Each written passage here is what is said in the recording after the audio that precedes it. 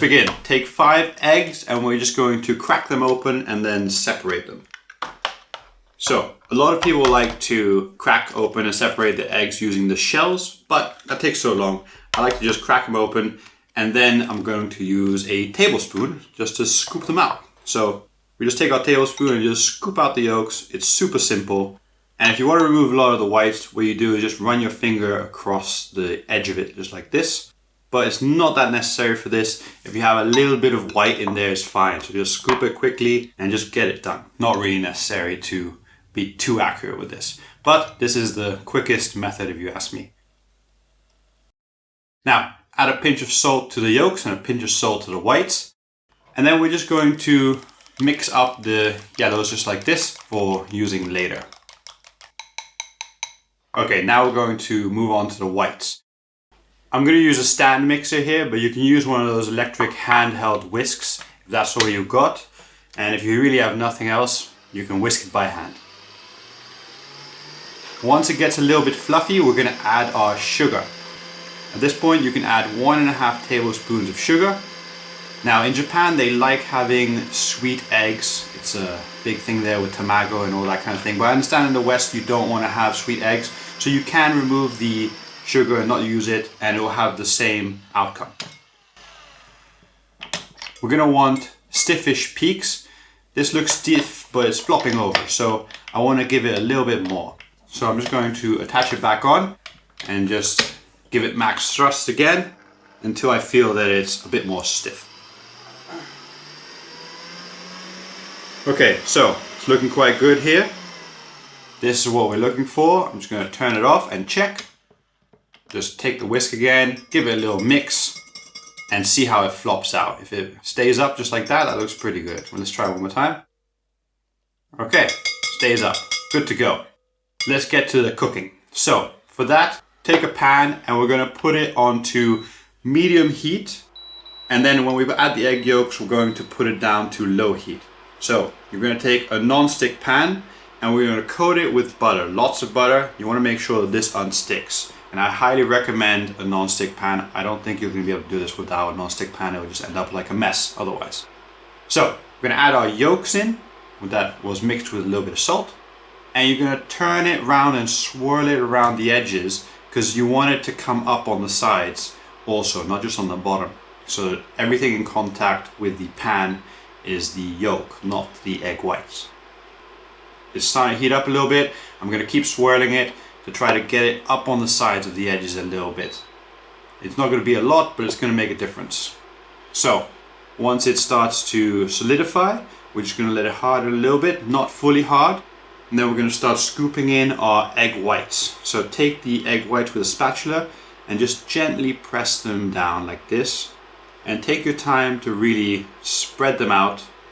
You really want to have a flat base of egg whites. If you have a hump in this, you'll see it in the end result because it will look like 2 flying saucers on top of each other. It won't look like a piece of cake. It'll look very weird. Take your time to really spread this out and flatten it out. You don't have to rush. I know it's on the fire, but it's on a low temperature, so it's not doing very much. And until we get the lid on there, it's not really going to cook the egg whites too much. So take your time to spread it out and flatten it all out perfectly even. Regarding cooking, everybody's stove is different. I'm using induction here. You might be using electric or fire. It's going to cook at different times. So it's going to take between 5 to 10 minutes. The one I did here at home took 8 minutes to cook. So you should really check with yours and test and see how it goes. Put a lid on and just test it at about 5 minutes, see how it does. At 5 minutes, what you're going to want to do is just take off the lid and just touch it. If it comes off onto your finger, then it's not cooked. If it doesn't, then it is cooked. This took 8 minutes to do, and then you can start unsticking the sides. So for that, you take a silicone spatula and just run it across the edge all the way around, not very deep for the first run. And then as you go all the way around, then you start to go deeper. So just trying to unstick the bottom. And you just got to feel your way around and see what you can do. And then after you've done that, you go a little bit deeper and deeper. So here, we're going to go halfway to the middle, and then turn it halfway to the middle, and then turn it halfway to the middle, and it feels like it's really unstuck at this point, so we're good to go. Now, to take it out, take a cutting board and just scoop under with a spatula and help it out as you move the pan. There we go, perfect, one piece, that's what we're looking for. Now we're going to cut it in half. So, take a knife, slice it through the middle, that's easy. The next part is very, very treacherous. Take 2 spatulas and try to flip it on over onto the other side. This is the most scary part. Don't worry if it doesn't align fully like this. Try to move it slightly into place, but gently. And if it doesn't, you can always cut the edge so that it meets more accurately. So here I'm going to take a knife and I'm just going to slice it so that the edges line up, so that it looks more aesthetically pleasing. So here, just run the knife gently through it. Boom, done. And now it looks like half a cake. Just remove this, and then we can cut a slice out of it. This is the cake. Look how it jiggles. I've already cut a slice out here, but I'm going to show you again how to cut a slice out. Take a knife and just gently go through the whole thing and just slice a cake slice. There you go. And then we can scoop it up with the bottom. There we go. Look at that. A cake slice made completely out of eggs and a little bit of seasoning of salt and sugar. Look at that jiggle. Isn't that amazing? Okay, now to eat it. This is a little bit of a treacherous part because it's very tender and oops. So there we go. Now you know how to make a cake out of just eggs. Isn't that amazing?